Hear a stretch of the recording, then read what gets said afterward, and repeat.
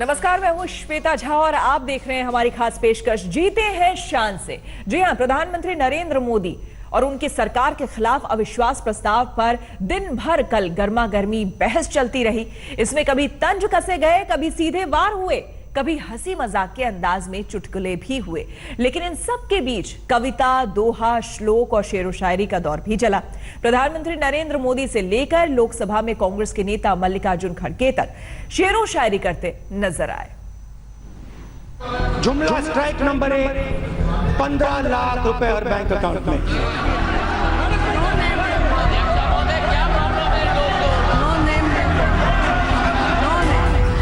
जय पराजय का फैसला नहीं हुआ था।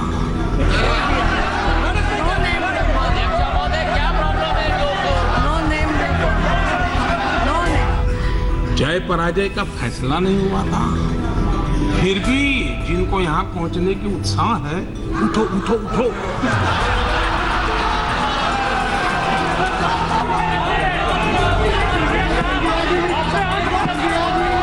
सारे जहां से अच्छा हिंदुस्तान हमारा। विपक्ष का अविश्वास प्रस्ताव सरकार के खिलाफ था, लेकिन उसी अविश्वास के साये में ये विश्वास भी झलका कि ये वतन हमारा है, इसका गुलसिता हमारा है, इसके लोग हमारे हैं और इनसे बढ़कर सारे जहां से अच्छा है ये हिंदुस्तान। सारे जहां से अच्छा हिंदुस्तान हमारा, हम बुलबुले हैं इसकी, ये गुलसितान हमारा। मगर एक पैरा वो छोड़ गए, वो था मजहब नहीं सिखाता आपस में बैर रखना, हिंदी है हम, वतन है हिंदुस्तान हमारा। मैं आपसे कहना चाहता हूं, मुसलमानों पर शक मत करिए। मुसलमान इतना ही हिंदुस्तानी है जितना आप हैं। इसी लोकसभा में देश के 125 करोड़ लोगों की इच्छा शक्ति के नुमाइंदे बैठते हैं। इसी लोकसभा से देश के लिए कानून बनाने की कड़ियां जुड़ती हैं। इसी लोकसभा से तय होता है कि कौन इस मुल्क का मुस्तकबिल तय करेगा, किसके हाथों में देश की बागडोर होगी। इसमें कभी गर्मा गर्मी होती है तो कभी शायराना अंदाज गूंजते हैं, और तो और प्रधानमंत्री नरेंद्र मोदी भी कभी कविता में तो कभी शायरी में खुद को अभिव्यक्त करते रहे। न मांझी न रहबर, न मांझी न रहबर, न हक में हवाएं, न मांझी न रहबर न हक में हवाएं, है कश्ती भी जर्जर सफर है। धारा नैव पतंती, धारा नैव पतंती, चातक मुखे मेघस्य किम दूषणम। यानी चातक पक्षी के मुंह में बारिश की बूंद सीधे नहीं गिरती तो इसमें बादल का क्या दोष। वैसे बीजेपी की तरफ से अविश्वास प्रस्ताव पर बहस का आगाज करने वाले सांसद राकेश सिंह ने भी अपने भाषण के आखिर में एक शेर पढ़ा, ये बताने के लिए कि मोदी सरकार ने काम तो बहुत किया है, कुछ कमियां रह गई होंगी तो रह गई होंगी। चमन को सींचने में कुछ पत्तियां झड़ गई होंगी, चमन को सींचने में कुछ पत्तियां झड़ गई होंगी, यही इल्जाम लग रहा है हम पर बेवफाई का। चमन को रौंद डाला जिन्होंने अपने पैरों से, चमन को रौंद डाला जिन्होंने अपने पैरों से, वही दावा कर रहे हैं इस चमन की रहनुमाई का। बीजेपी वाले राकेश सिंह ने जिस शेर को पढ़ा उससे इस लोकसभा की दरो दीवार काफी पहले से परिचित है। 1990 में वीपी सिंह सरकार के खिलाफ अविश्वास प्रस्ताव पर बहस में इसी शेर को सबसे पहले चंद्रशेखर ने पढ़ा था, जिसे बाद में तमाम सांसद अपनी अपनी सुविधा के हिसाब से दोहराते रहे। चमन को सींचने में पत्तियां कुछ झड़ गई होंगी, यही इल्जाम हम पर लग रहा है बेवफाई का। मगर कलियों को जिसने राउंड डाला अपने पैरों से, वही दावा करे हैं इस चमन की रहनुमाई का। शुक्रवार को सदन में गहमा गहमी रही तो शेरो शायरी कांग्रेस के नेता मल्लिकार्जुन खड़गे ने भी। SC और ओबीसी को आरक्षण कब मिलेगा? Madam, thank you very much कब for giving me this opportunity. कब आएंगे? अब लगता है कि अच्छे दिन तब आएंगे। I rise to oppose। और आज राहुल गांधी ने प्रधानमंत्री जी के गले को मिलाया गला। इसमें सबसे मजेदार रही मोदी सरकार में जूनियर मंत्री रामदास अठावले की कविता। प्रधानमंत्री जी के गले को मिलाया गला, लेकिन नरेंद्र मोदी जी के पास है कांग्रेस को हराने की कला। इस बार मोदी सरकार के हामी बने अठावले ने 15 साल पहले वाजपेयी सरकार के खिलाफ तुकबंदी की थी। पूरे किए थे सत्ता में 51 साल, 55 साल नहीं 51 साल, 55 साल नहीं 55 या 51 अभी। हाँ। कांग्रेस ने पूरे किए थे सत्ता में 50, 51, 55 साल, तब उन्होंने कमाया है बहुत ही माल। 2014 में नरेंद्र मोदी जी ने किया था बहुत बड़ा कमाल। 2014 में नरेंद्र मोदी जी ने किया था बहुत बड़ा कमाल, इसलिए देश में हो रहा है विकास का धमाल। कांग्रेस का आज देश में ठीक नहीं है हाल, कांग्रेस का देश में आज ठीक नहीं है हाल, इसलिए नरेंद्र मोदी जी जीतेंगे 2019 का साल। सरकार के पक्ष में स्वास्थ्य राज्य मंत्री अनुप्रिया पटेल का अंदाजे बयां कुछ इस तरह था। और ऐसे में मुझे कुछ पंक्तियां याद आती हैं जिनको मैं जरूर कहना चाहूंगी कि जहां सच है वहां हम खड़े हैं, जहां सच है वहां हम खड़े हैं, इस खातिर आपकी आंखों में गड़े हैं। अविश्वास प्रस्ताव का समर्थन करने वाले तमाम विरोधी दलों के नेताओं ने तुकबंदी से सरकार की हदबंदी करने की कोशिश की। कि तुम कहो शाखों के फूल फलने लगे, तुम कहो शाखों पर फूल फलने लगे, तुम कहो चाक सीनों के सिलने लगे। इस झूठ को, जहन की लूट को मैं नहीं मानता, मैं नहीं जानता। तुमने लूटा है सदियों सदियों हमारा सुकून, अपना हम पर चलेगा तुम्हारा फुसूं। चारागर दर्दमंदों के बनते हो क्यों, तुम नहीं चारागर, कोई माने मगर नहीं माने। मैं नहीं मानता, मैं नहीं जानता। मैं राजनाथ सिंह साहब को बता रहा हूं कि सर, आप जिस कुर्सी पर बैठे, किसी शायर ने कहा था कि तुमसे पहले भी वो जो एक शख्स यहां तक नशीन था, इसको भी अपने खुदा होने पर इतना ही यकीन था। बात चली थी भारत को डिजिटल इंडिया बनाने से, बात चली थी भारत को डिजिटल इंडिया बनाने से, बात चली थी एक के बदले 10 सर काट कर लाने से, बात चली थी बुलेट ट्रेन चलाने से, बात चली थी 56 इंच का सीना दिखाने से, बात चली थी ना खाने से ना खिलाने से। कहां गई वो 100 दिन में काले धन की बात? पिछले 4 साल से देश की जनता सुन रही है सिर्फ रेडियो पर मन की बात। चौकीदार देख रहा है, चौकीदार देख रहा है, और लोग बैंकों को चूना लगाकर भगौड़े हो रहे हैं, और लाखों पढ़े लिखे नौजवानों के सपने आंखों के सामने पकौड़े हो रहे हैं। अब तो साहब के ऑफिस से मेन्यू बनकर आता है कि हमने क्या पहनना है और हम क्या खाने वाले हैं। मोदी जी, अगले 6-7 महीने में आप जाने वाले हैं, कृपया जाते जाते ही बता दीजिए अच्छे दिन कब आने वाले हैं। बहुत बहुत शुक्रिया। कविता मिठास देती है, शेर व शायरी माहौल में थोड़ी ताजगी लाती है, तो उम्मीद कीजिए कि इस ताजगी के साथ हमारे लोकतंत्र के रखवाले इस देश को नई ऊंचाई देने का प्रयास करेंगे। आज तक ब्यूरो। अविश्वास प्रस्ताव पर संसद में जोरदार बहस हुई, लेकिन इस बहस से पहले सबको राहुल बनाम मोदी की जिस जंग का इंतजार था, उससे कुछ ज्यादा ही देखने को मिला। राहुल के झप्पी और आंख मारने के अलावा पीएम मोदी के हाव भाव भी कम चुटीले नहीं थे। आपके लिए मैं पप्पू हूं, आपके लिए मैं अलग अलग गाली दे सकते हो।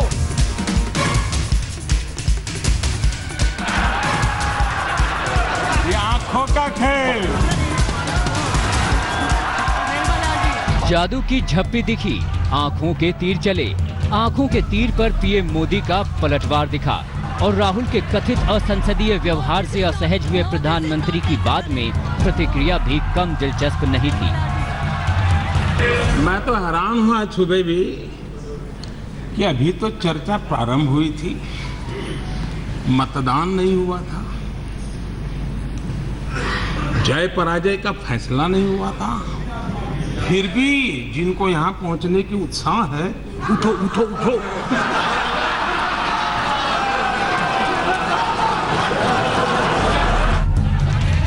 इसमें कोई शक नहीं कि 12 घंटे की बहस के दौरान जो कहा सुना गया, उससे कहीं ज्यादा सुर्खियां राहुल और पीएम मोदी के हाव भाव ने बटोरी। वैसे इसकी भूमिका बहस से पहले ही मीडिया और सोशल मीडिया पर तय हो चुकी थी। 15 मिनट में भूकंप का हैशटैग ट्रेंड कर रहा था और राहुल की गंभीरता पर उन्हें पप्पू कहकर सवाल उठाए जा रहे थे। राहुल ने जब बोलना शुरू किया तो ये साफ हो गया कि उनके दिमाग में ऐसी कई बातें चल रही थी। के अंदर मेरे लिए गुस्सा है, आपके लिए मैं पप्पू हूँ, आपके लिए मैं अलग अलग गाली दे सकते हो, मगर मेरे अंदर आपके खिलाफ इतना सा भी गुस्सा, इतना सा भी क्रोध, इतनी सी भी नफरत नहीं है। मैं कांग्रेस हूँ और ये सब कांग्रेस हैं और कांग्रेस ने और इस भावना ने इस देश को बनाया है। इस बात को आप कभी मत भूलिए और ये भावना आप सबके अंदर है और इस भावना को मैं आप सबके अंदर से निकालूंगा। बीजेपी सांसदों की छींटाकशी के बीच राहुल ने 30 मिनट से भी ज्यादा के अपने भाषण में जब जब प्रधानमंत्री मोदी पर निशाना साधा तब तब पीएम मोदी की मुस्कान देखने लायक थी। इस हंसी के साथ वो राहुल गांधी को ज्यादा गंभीरता से न लेने के संकेत दे रहे थे। साथ ही राहुल गांधी के हर हमले को ज़हन में बिठाते जा रहे थे ताकि जब जवाब देने की बारी आए तो उसी अंदाज में पलटवार कर सकें। और इस कोशिश में पीएम मोदी उम्मीद से कहीं ज्यादा आगे निकल गए। आंखों की बात करने वालों की आंखों की हरकतों ने आज टीवी पे पूरा देश देख रहा है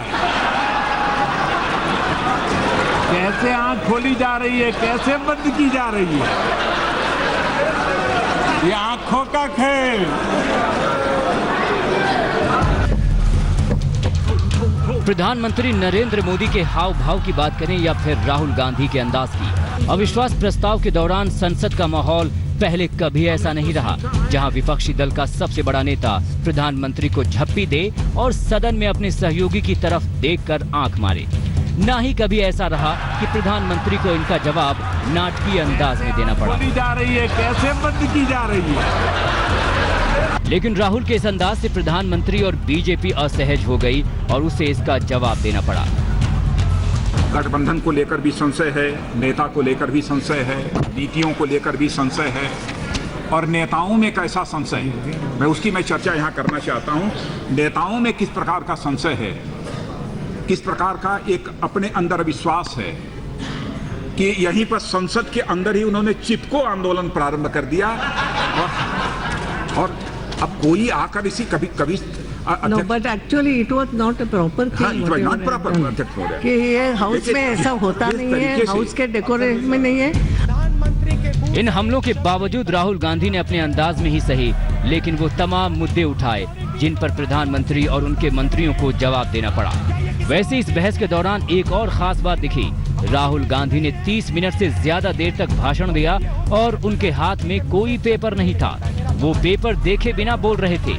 दूसरी तरफ प्रधानमंत्री नरेंद्र मोदी इस बार कागजातों और उनमें दर्ज आंकड़ों के साथ जवाब दे रहे थे। उन्हें अपने 4 साल के काम का लेखा जोखा देना था। ये मेरा आग्रह है। इसी दौरान राहुल गांधी उन्हें गौर से सुनते रहे। बीच बीच में मोदी के तंज पर मंद मंद मुस्कुराते भी रहे।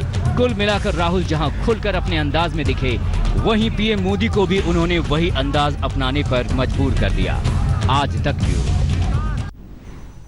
तो अविश्वास प्रस्ताव के दौरान दिन में जहां राहुल ने अपने तीखे तेवर से महफिल लूटी, वहीं रात में जब पीएम मोदी को जवाब देने का मौका मिला तो उन्होंने राहुल के सारे आरोपों पर जबरदस्त पलटवार किया। देखिए राहुल का वार और पीएम का पलटवार। मैं तो हैरान हूं आज सुबह भी कि अभी तो चर्चा प्रारंभ हुई थी, मतदान नहीं हुआ था, जय पराजय का फैसला नहीं हुआ था, फिर भी जिनको यहां पहुंचने की उत्साह है, उठो उठो उठो।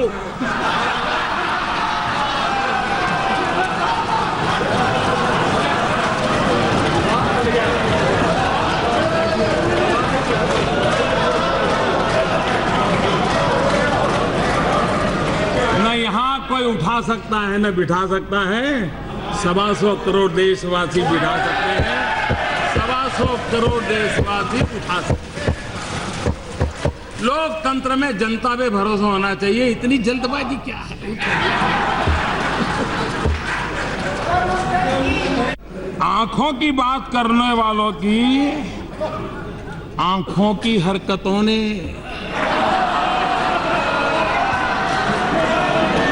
टीवी पे पूरा देश देख रहा है कैसे आंख खोली जा रही है, कैसे बंद की जा रही है। ये आंखों का खेल। पूरे देश ने अभी देखा है, मैंने प्रधानमंत्री के बारे में साफ साफ बोला है और प्रधानमंत्री अपनी आंख मेरे आंख में नहीं डाल सकते हैं। ये सच्चाई है। कभी उधर देख रहे थे, कभी उधर देख रहे थे, मगर सच्चाई है, सच्चाई है। चलिए चलिए,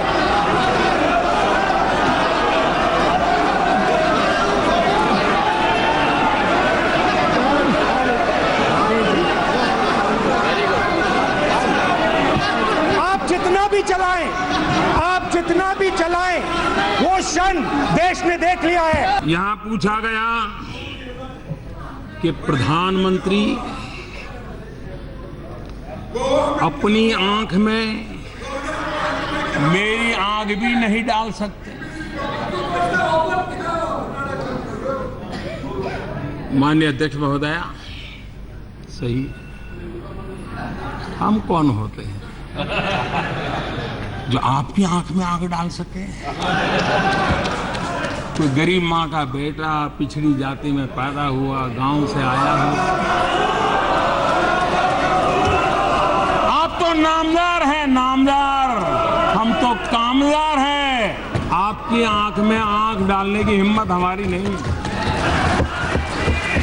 हम नहीं डाल सकते। और इतिहास गवाह है अध्यक्ष महोदय जी, इतिहास गवाह है। सुभाष चंद्र बोस ने कभी आंख में आग डालने की कोशिश की, उनके साथ क्या किया गया। मोरारजी भाई देसाई गवाह है, उन्होंने आंख में आग डालने की कोशिश की, क्या किया गया। तो अविश्वास प्रस्ताव पर सरकार की शानदार जीत से बीजेपी गदगद है। वहीं विपक्ष के पास आरोपों के सिवा कहने को कुछ भी नहीं है। देखिए अविश्वास प्रस्ताव पर पक्ष और विपक्ष की प्रतिक्रिया। अविश्वास प्रस्ताव पर जीत के बाद विक्ट्री साइन बनाते दमकते चेहरों के साथ जब बीजेपी नेता संसद के बाहर निकले तो मीडिया के सामने उनकी खुशियां छलकने लगी। प्रत्यक्ष रूप से ये अविश्वास प्रस्ताव सरकार के प्रति था, परंतु वो बाद में उनके आपस के अविश्वास का ही एक प्रमाण पत्र बन गया। पिछले 4 साल में यानी 48 महीनों में नरेंद्र भाई मोदी सरकार ने जो कुछ गरीब के लिए, गांव के लिए, किसान के लिए, मजदूर के लिए किया और परिशिष्ट जाति, जनजाति और पिछड़े वर्गों के लिए, अति पिछड़े वर्गों के लिए किया, वो देश के सामने वो रख दिया। बीजेपी नेताओं के चेहरे से खुशियां छलक रही थी। कांग्रेस और उनके साथियों के पास कहने को कुछ था नहीं, वही कहा जो पिछले 2 दिनों से कहते आ रहे थे। कि पूरा विपक्ष जितने मौजूद थे वो सब एक साथ रहे, ये प्रसन्नता की बात है। और अविश्वास प्रस्ताव एक पार्लियामेंट्री डेमोक्रेसी में अकाउंटेबिलिटी, सरकार की अकाउंटेबिलिटी इंश्योर करने के लिए महत्वपूर्ण टूल है। और वर्ल्ड ओवर जहां जहां पर पार्लियामेंट्री डेमोक्रेसी है इसका इस्तेमाल होता है, सरकार गिराने के लिए नहीं, लेकिन सरकार को सेंसर करने के लिए। मैं समझती हूँ उन्हीं के जो अलायंस पार्टनर है वही अविश्वास प्रस्ताव लेके आए हैं, तो ये हमारा अविश्वास तो था ही नहीं, लेकिन क्योंकि देश में कोई काम नहीं हुआ है और जो भी अलायंसेस थे उनको लग रहा है कि उनके साथ चीटिंग हुई है, उनके साथ चीटिंग अपने आप को चीटेड महसूस कर रहे हैं इस समय, तो मैं समझती हूँ कि अविश्वास प्रस्ताव इसीलिए आया गया था। 8-9 महीने 10 महीने रह गए उनकी सरकार को, आज वो जो कुछ भी कह रहे हैं, अपने जो गुण गिनवा रहे हैं, अपने जो काम गिनवा रहे हैं, वो काम पिछले 2-3 साल से वो गिनवा रहे हैं, उसमें कोई खास वृद्धि नहीं हुई है। सिर्फ मैं इतना ही कह सकता हूँ कि आज totally Bharatiya Janata party vote की राजनीति में तो जीत गई है, लेकिन आवाम के दरमियान में बुरी तरह से हारी। सरकार के खिलाफ अविश्वास प्रस्ताव गिर गया, विपक्ष को क्या हासिल हुआ ये वही जाने। हाँ, इतिहास के पन्नों में इतना जरूर दर्ज हो गया कि मोदी सरकार बहुमत के बावजूद बगैर अविश्वास प्रस्ताव के अपना कार्यकाल पूरा नहीं कर पाई। दिल्ली से सिद्धार्थ, मौसमी सिंह और हिमांशु मिश्रा के साथ आज तक। तो इसी के साथ हमारी खास पेशकश में फिलहाल इतना ही। रुकेंगे एक छोटे से ब्रेक के लिए, लेकिन ब्रेक पर जाने से पहले आपको बता दें आज तक बना है YouTube पर दुनिया का सर्वश्रेष्ठ हिंदी न्यूज चैनल। तो सब्सक्राइब कीजिए youtube.com/आजतक और बने रहें आज तक के साथ। लेटेस्ट खबरों के लिए यूं ही देखते रहिए आज तक और इस वीडियो के पसंद आने पर लाइक, शेयर एंड सब्सक्राइब करना ना भूलें।